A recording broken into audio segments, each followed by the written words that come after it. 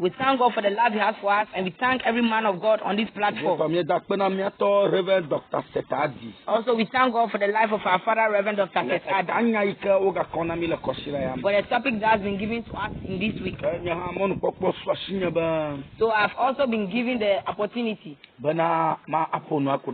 to speak again about this topic, the religious report of the church. Which is the religious report of the church. Le rapport religieux de l'Église. The religious report of the church. What we say a religion. Or the religious report, the report which are given to the religion about the church. Christianity, and moreover, we are speaking about Christians, Christianity. So, shall we pray?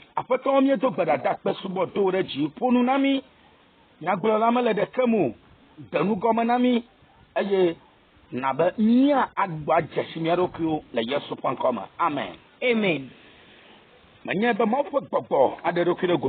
I strongly believe that the Lord will show us Himself.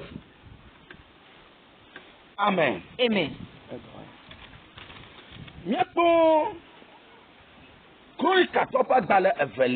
We'll see the book of 2 Chronicles, chapter 23.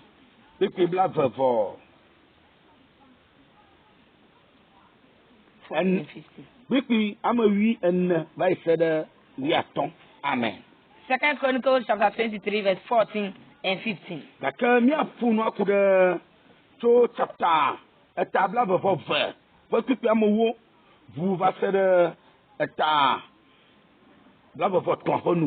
But we'll briefly speak about what happened from the verse 22 to the end of the verse 23. Amen. Amen. 14. 2 Chronicles chapter 23 verse 14. Jehoiada did not want Athaliah killed in the temple area. So he called out the army officers and said, take her out between the rows of guards and kill anyone who tries to rescue her. 15. They seized her, took her to the place, and there at the horse gate they killed her. Amen. Hallelujah. Amen. We are coming to speak about the religious report of the church. And then why are we reading about killing? If all of us will try our best to read from the verse 1, even in the chapter 22, the Bible made us know that there was a king that was called Ahaziah. And Ahaziah ruled the throne. And he ruled without fear. He did not fear God. Because of how he did not fear God, so Satan used him so much. And the Lord was annoyed. And the Lord stood against him. But Ahaziah's wife was Ahaziah. The man was Athaliah.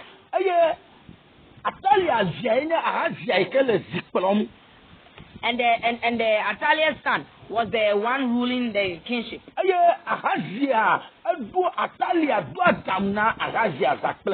And he advised him day and night. And according to the word, you understand that Athaliah was darkened in her mind. And she was deceiving Ahaziah. Then through all this, Ahaziah worshipped all sorts of things before in the house of God. And he left the throne. So the Lord was certainly annoyed. So as they went to war, the Lord allowed him to be killed. So as he died at war, according to the word, you realize that the mother of Ahaziah, which is Athaliah,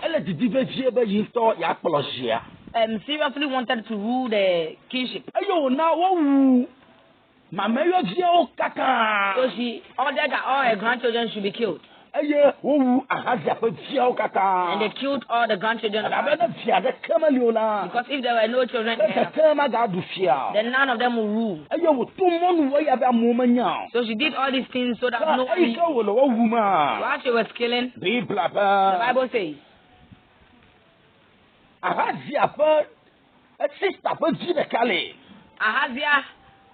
had a sister. So that woman picked one of the children, which was called Joash.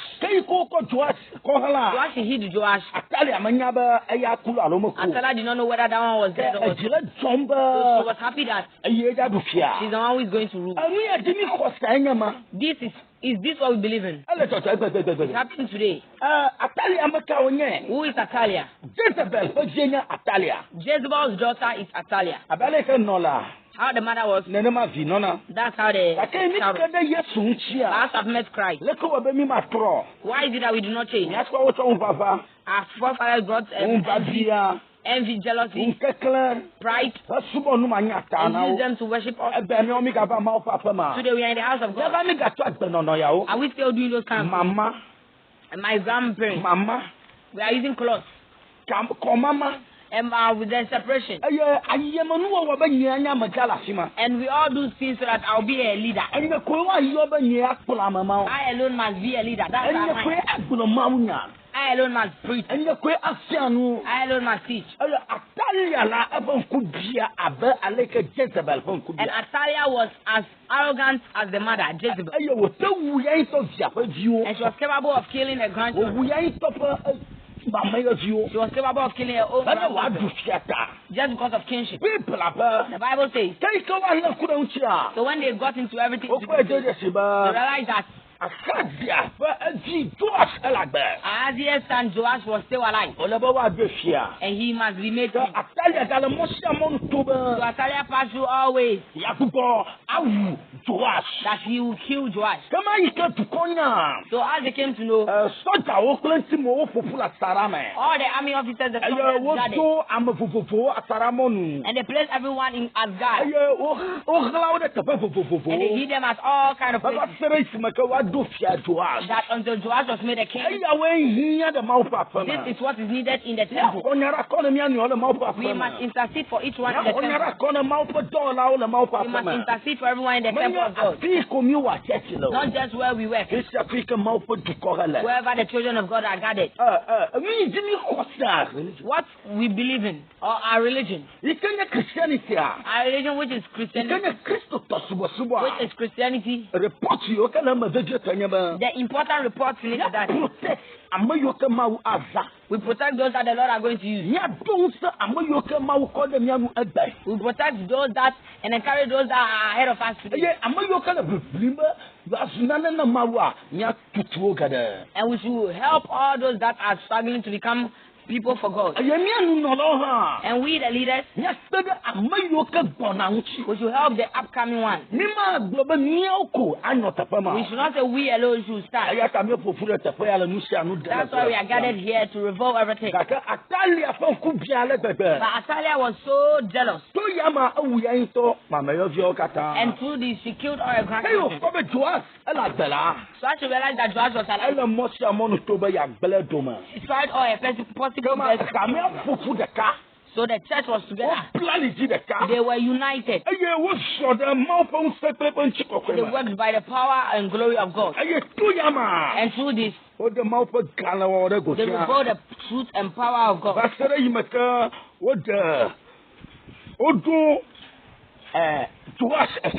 Until Joash was made king. So before they made Joash king, Atalia tried her possible best to kill him. But she alone will rule. The Bible says as they were guards and soldiers, what did they do? They was able to overcome Atalia. And they caught Atalia, Jezebel's daughter. You can Joash for brothers, sisters, Which killed all the siblings of Joash. Her own blood. Just because of greediness, she only wants to be king. This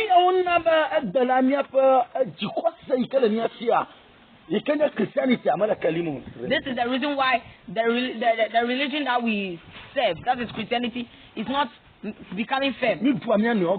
We backbite each other. Because that's not the church which I go. We destroy our friends. However, we are going to do for destruction. There are people who receive us rather. But know that gift that is in that person, you will not have that gift. What you have, that person will not have. So we must allow space for everyone to help each other. These are the reasons. That's why the religion which we live today, there is no truth or there is no Christianity has no value right now. It has become a wrong thing in today's day. It has become a blaspheming place. People are blaspheming what the Lord has done, what Christ suffered for us. Because we do not love each other. We are not united, so distraction is but the Lord said we should share this and be together. That the true religious through our religion is that we should love each other. We should be united. If you know that the Spirit of the Lord is in you, there's no one that is going to kill you. No one can kill you. Until you are also a bad person. Someone will destroy you in the web. That's non-job. Just be alert. And show the anointing or the gift that God has given you. And push someone to move forward. This is what Jesus Christ has told us. That's why he died for our sins to be pardoned. I will be strong and steadfast in all ways. What Athaliah was called, a grandchild which was Joash, which was they made idea that he shouldn't be killed in the temple of God. He began doing good. He began doing good. He doesn't want any evil blood to be shed. So until she was taken out of the palace, then her life was lost. So what we want to tell is that it has been happening since the time of Jezebel. And even the time of her daughter. And the time of the grandchildren. If someone continues to do that, the Lord will surely meet you. So we should be truthful and fear the Lord and hold his word. And we'll make it a must that the religions which we have, the Christianity religion, that what we trust in, what we believe in, the true religion that was given to us, the religious report is unity, having one spirit, and having love. But Athaliah did not have this. Her end was a miserable one. Because there was a judgment they would have. It's needed for each and everyone to be alert in everyone. Because we are coming to give account. We will not look at the works of humans, but the plans and thoughts for Christ that he has for our religion. That we should reveal it, which is love, unity, that we can help each everyone. And the church also that we are in, and also our members, and our leaders also. Let's show this kind of love to everyone. That when we are going out, people will see us and say these people are truly Christians. Hallelujah. Amen. Also, when we go to the book of Matthew chapter 23, the verses 37 and 38, the Bible tells us, Jerusalem, Jerusalem, you killed the prophets and stoned the messengers God has sent you. How many times have I wanted to put my arms around all your people, just as a hen gathers her chicks under her wings, but you will not let me. 38. And so Your temple will be abandoned and empty. Jesus. Amen. Oh, hallelujah. Amen. We are reading it away. Matthieu chapitre 23, versets 37 et 38. Jérusalem. Si vous n'aglodez là-haut, et vous faites fou, à monsieur vous don, doda et bon. Zinanie, ma dibana, ma fo, zio nous fou, aba alasi, kokro no fois, zio nous fou, de afa avalate, ene, gate, mielo o, bada, wa blemi afa di, nami afa doe, hallelujah. Amen. Wa blemi afa di, nami afa doe. Your temple will be left empty and abandoned. Because the true religion, the true report that we have, the true report of Christ to the church, is to gather us. We should be gathered. We should be united as a hen. Gathers his chicks under his wing. That when a hawk passes, it will not pick up. But today, because we do not trust in the churches of our fellows, because of the evil things that happen. If we do not trust in them, that's the same way we do not trust the idol worship. Why do we go to them to speak to the churches that we do not believe in? We must go there also to share the word. True love. Let's show love. That is know the truth. To the sound, the Muslims are changing. The Hindus are changing. People had mastered courage to go to them. All sorts of people are changing. People mastered courage to go to them. People are among them. We, the Lord, are calling to come to us.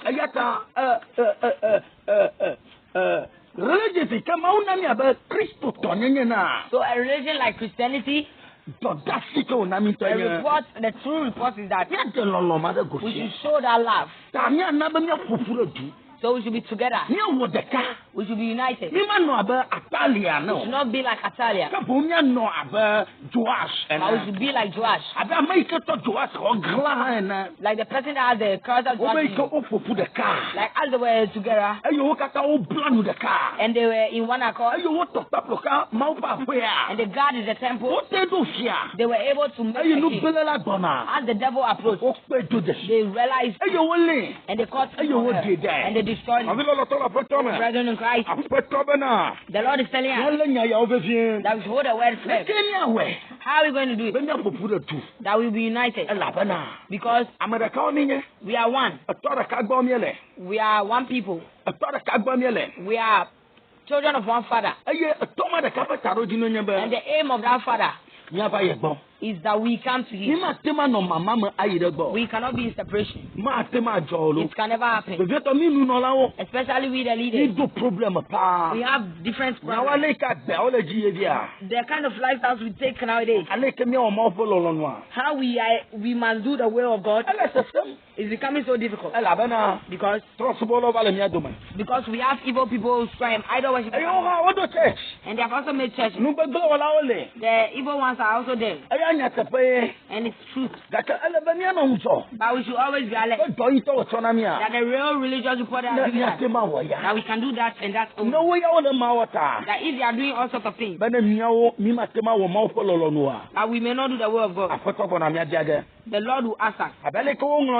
As was written in the book of Matthew chapter 25, from the verse 32 downwards. The Bible says, and at that time, we will meet him at the entrance of the gate. The high priest himself, the Lord alone, Jesus Christ, will divide us into two parts. And one part will be goats, will be in the left, and the sheep will be in the right. And he will take all those that are sick with joy into his throne. But you turn against the goats and tell them that I do not know them. Listen to what they are going to say. So say, oh God, isn't it by your name that I rebuked evil spirits? Isn't it by your name that I spoke the word of God? Isn't it by your name that I did this and that? Oh, my friends, are these members or pastors, the leaders? Are these apostles or members? Evangelists are these evangelists or members? Are they teachers or members? We should be careful. Are they prophets or their members? Are they pastors or their members? When I read that portion, I feel sorry. The things that happen nowadays show that how we are able to take steps. How we should take steps to reveal the true religious report. For Christians, we are afraid because we think they are idol worship and truly they are occults. But we must show deep love. And we must pass through all other means that by all means one of them so we should appear as what has been given to us, that we should show the true religious report.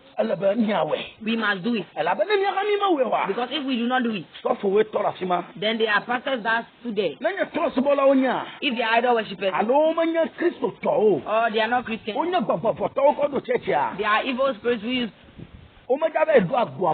do not even read the gate. Do not even read the gate. Do not even read the gate. They are going straight to hell. But those that reach the gate, which means they do not worship idols, they do not use evil spirit to make church. But as they do not want to reveal the true religion because of fear, so they went astray. Oh, my fellow, there's a lot of fear against us. For this reason, it's needed that we should think about ourselves. As they supported Joash was alive. So the evil person that was destroying things long ago, which was that old woman, the Lord exposed it. So if we are united, whatever is evil, they cannot be in our midst. We will realize them. And we will know them. I must come into your church. You must come into my church. I must go to someone else. Someone also come. You must trust in everyone. You must believe in yourself. So if you trust in everyone, and you know that you are the Spirit of God, you can go into every church. You can go. Because when you get there, if the person is using the Spirit or not, the Lord will tell you. Then by then you know. You know how you do. So if we are far, we will not know that person is using an evil spirit or not using an evil spirit. So only saying they said, and maybe the person is not using an evil spirit. So as we have said, and we have believed, the Lord will ask us. Oh, my friend, you have to take action in this way. We must take action in the true religious report that we show we have to preach the truth. We have to preach the truth. What Jesus do, we have to do it. We have to take a step. We have to go to village to village. We have to show them the true religion. The one we have is Christianity. God bless you. God bless you. God bless you. And lift you up. Make you firm. In the name of Jesus. Amen. Amen. Shall we pray?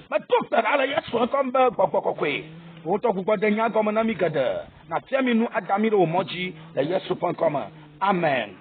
Amen. It's an obvious Subola You Seto, have heard from your friend and his little servant, Apostle Joseph Maushi, Apostle Joseph Mausi, Kumana Bagbe, Kumanet voice. Mauna Yira, God bless you Mauna Yira, and bless you. La Yesu and Common. Amen. Amen. Amen.